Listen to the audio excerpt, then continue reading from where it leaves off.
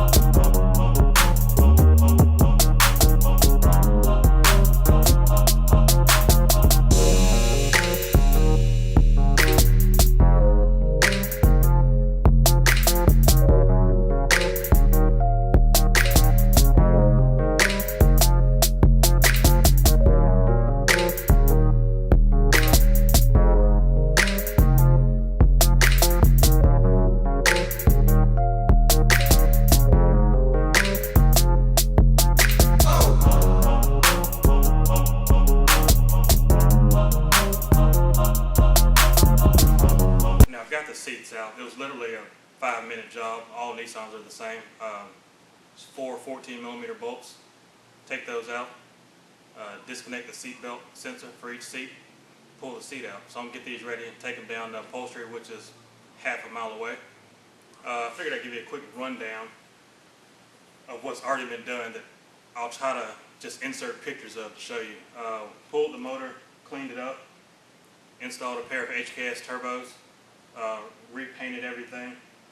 I divided the plenum, which I did a video on that about a month ago. Did the fuel setup, convert the car, getting ready for E85. So I redid the fuel lines, added the flex fuel sensor, rebuilt the oil lines for the oil cooler. It's got a Grex oil cooler mounted under the car. It's got all the old, cool, period correct JDM parts on it. So HKS parts, Grady parts, Grex, all that's on the car now. So a lot of it I didn't have to redo. Tow-made cam gears. Actually put a new set of wheels on it. Suspension. We're going to roll the fenders soon, do the wiring, do the new gauges install. About to get ready to pull the intakes off. We're converting the car to map.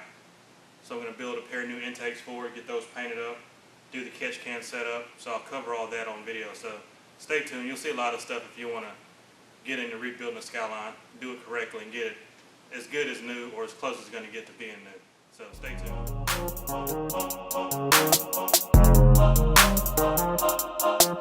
tuned.